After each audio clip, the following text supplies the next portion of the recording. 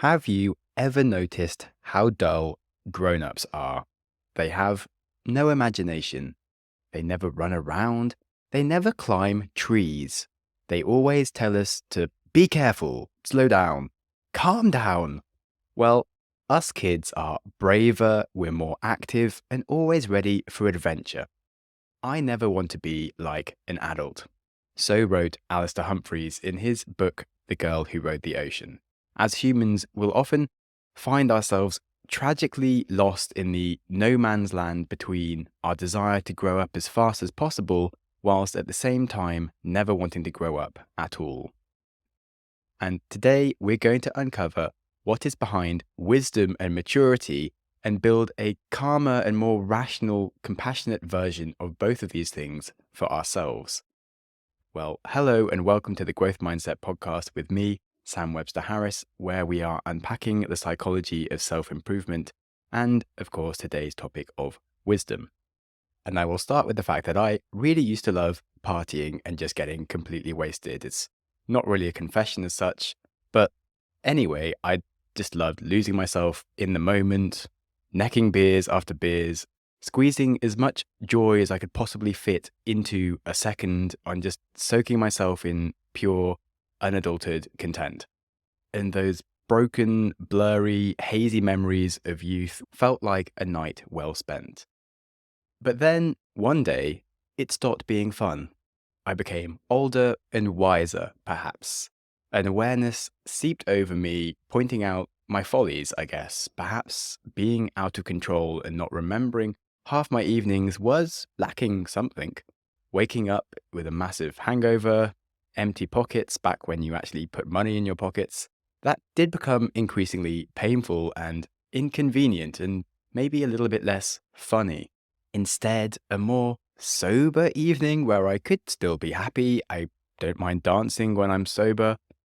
It felt perfectly nice. I had nothing to prove to anyone. I knew I could drink faster than anyone in a drinking game if I wanted to, but I lost the desire to show it to anyone.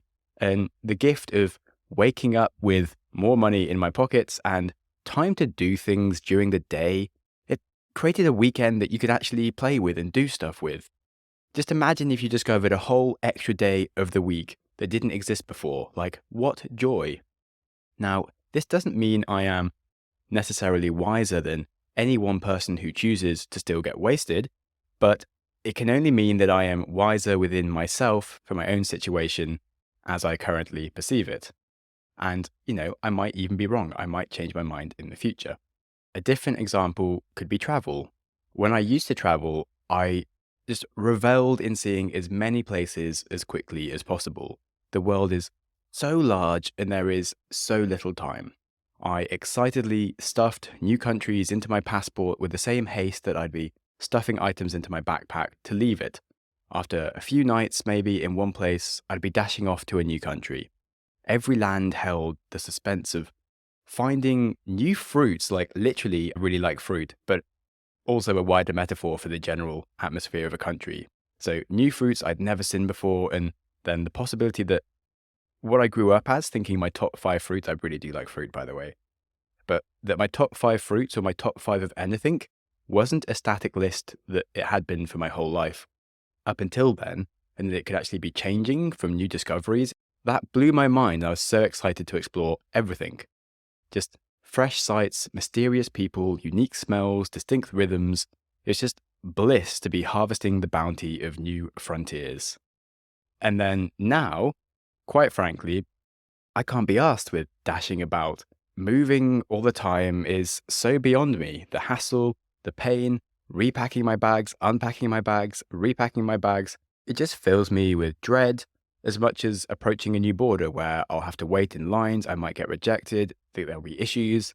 Like the idea that I once enjoyed queuing for aeons to then have some skeptical official hold my fate in their hands is beyond my current understanding. And my passport has plenty of stamps. I've been to like 65 countries. I've been to North Korea. I don't need to see that many places. I had a list of like 100 countries I had to see. Now I'm like, I've got another 40 years where there's 10 countries I perhaps would like to somehow get round to in this next 40 years. Because to be honest, my thing these days is like the slow burn of contentment yielded from staying somewhere for like at least 3 months, maybe a year or two. I'm not in a rush. It takes time to make real friendships and to learn a local language, not just speaking a few words, but speaking with like the eyes, the heart, and not just like hearing the first rhythm of a culture, but like dancing with it and being a part of it. Just immersing yourself like diving deep into an ocean instead of just taking a very quick shower. And it also gives me the chance to geek out with like tinkering with new routines. I love building different ways of being for like a longer amount of time and testing completely different lifestyles. And that takes a lot of time for me to like settle into working out what sort of habits and routines work and to be creative and understanding that it takes a lot of time for a novel place to start surprising you with new forms of your own self-expression. And then there's the fact that my heart also truly sings going back to places I've already been and breathing fresh life into the old friendships that I have, to like reconnect with someone after 10 years and learn of their trials and tribulations from someone else and their experiences as we traverse the same moments in time, the same decade, but in completely different places and situations, and see progress, see stagnation, see heartbreak, elation. It's so nice. And my change of attitude to the whole thing is a reflection of my growing wisdom within myself and my choices. But who am I to judge the wisdom of someone else for their preferences of travel style? I could only laugh at how much I would dislike someone else's choices, but I could never say their choice is wrong. And now we can talk about Alistair Humphreys, the man whose quote I first started with. He is an author and adventurer, and he used to live for very macho style adventures. Not that he's really like an alpha male type person, but he just loves doing sort of bonkers things like crossing deserts by foot. He cycled around the world, took 4 years doing it, spent a month hiking unsupported through Iceland without seeing any other people, carrying all of his food and just risking his own life and limbs to truly feel alive during his adventures.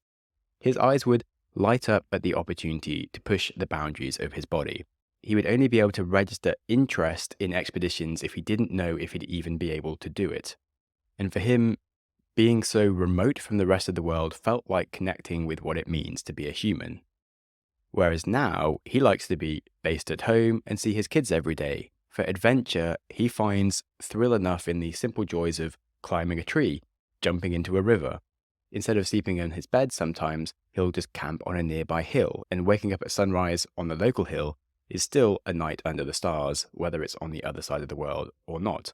Because if you think about it, the relevant distance between you and the sun or the stars is so unfathomably massive that the distance between your house and the hill next door versus the hill on the other side of the world is inconsequential compared to that distance to look at the stars. And the effect of looking at the universe is much the same. And he loves the concept of micro adventures and uncovering opportunities to surprise himself within a mile of his house. He's now written a book about exploring the entire map grid for the 100-kilometer squared around his house and exploring every back street and nook and cranny of the things around him. And he is very wise within himself. Now, that doesn't mean that I am wrong if I want to cycle around the world or row across the Atlantic or kayak the Yukon, or if anybody else wanted to do those things. Those are all things that Alistair has done himself in the years past. He no longer holds the same need for them now, and he is wiser in his own choices. And equally, when he was younger and he was doing those things, Alistair was also perfectly wise within himself to do the things that made him happy. And he's now just as wise to do different things that make him happy. He wouldn't look down on me as a foolish person as such because I want to do them. It's just a different point in my time and my preferences. Perhaps a similar path, perhaps not, who knows? And the point I'm getting at here is that people can find joy in activity that we are now much too wise or mature to delight in, but they are not necessarily foolish. In the future, our current actions will seem very naive to our older and wiser selves. It might even feel like we were wasting our time, carelessly fritting it away with no appreciation for what it means to truly live a good life or something like that. However, I would say that foolishness is not changing with the seasons of our life. Wisdom is reacting to our shifts in desires and our needs correctly. Foolishness is doing things we think will make us happy but do not. Wisdom is making choices that most align with our happiness at that time. And very importantly here is the fact that we can't decide for someone else what is the wisest choice, because we can't know their preferences or the path that they should be on. If they're clearly depressed because of their actions, we might try and help them find their way, not the way, not our way, but to find our way that will one day become their way. If they often become angry or sad due to avoidable and self-inflicted choices, we might try to find a way to help them see their follies. We can't judge the path they choose to solve their own problems. When they need to change, we can only lend them a hand to speed them along in whichever direction they wish to go in. In fact, I would go as far as to say that maturity is actually knowing that you honestly don't know anything, and you shouldn't be judging anything. Everything that you need to teach anybody else lies purely in your patience and your kindness. Everything that they need to know, they will teach themselves. If you can be that wise friend to help them, then yes, they will find it within themselves soon enough. So when you find yourself perched on a high horse looking down on others, it's time to get off that horse. It's not your place. It's not your obligation. It's not your duty to elevate others to your level. It's wiser to keep them centered on whatever level is right for them at the time. You shouldn't be hastily pushing them off in search of new wisdom for wisdom's sake. And like an absurd example that makes the point is, what use is behaving like an 80-year-old if you're 10 years old? So why rush to behave like a 50-year-old if you're 45? Our only duty, if there is one at all, is to add power to whatever others do, to add speed to the currents of their life when they need to be flowing and making progress, and at other times help them build the dams to hold themselves in place when they need stability. Just help them find the best chance of being in the right place at the right time, appreciating their moments and nothing else. And so, after pondering this for a while, I think we can redefine the poor definition of wisdom that we predominantly believe. Because currently, wisdom is a concept we associate with age and experience. And that is, of course, a factor, yet the 20-year-old Michael Jordan had the wisdom to work harder than anybody else to become the best basketball player in the world, long before he had any age or experience. He just focused on what he knew would make him happy. Kids have the wisdom to enjoy playing, so much so that they might even lose concern for things like eating or washing, but that's what they should be doing. They also question what's around them with a wisdom that most adults don't have.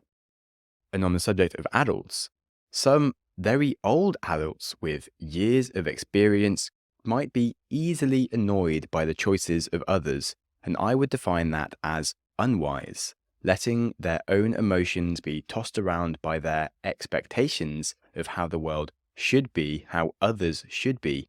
That is the thinking of a fool. Instead, they should learn to appreciate things as they are.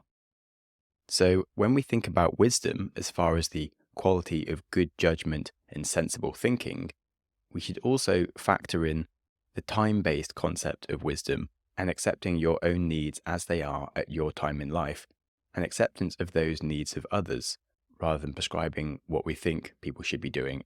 And there you have it.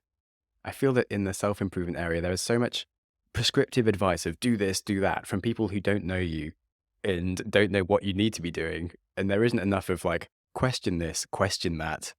How do you slow down when you want to slow down? How do you speed up when you want to speed up? And these are the things that really excite me. And hopefully you enjoy them also. If you like the episode and think that someone else would, please do share it with a friend, because that is how we grow. If you found yourself resonating with anything that was said, please drop it in a comment. That is how I look cool and how other people might recognize that the podcast is vaguely not terrible, and that would help me very much. Thank you. If you have any questions, stick it in a comment or email me at growthmindsetpodcast@gmail.com. I do read all the comments and the emails, so it's always a joy to see them. And remember that life is short and definitely don't have enough time to be putting off your happiness and your dreams until some future date when you've achieved some arbitrary goals, like chase after them now, and remember that happiness is a day-to-day experience in the moment and not something that appears after you spend lots of time being stressed, because sadly, it doesn't work that way. So be kind to yourself, and whilst you're at it, be kind to someone else too.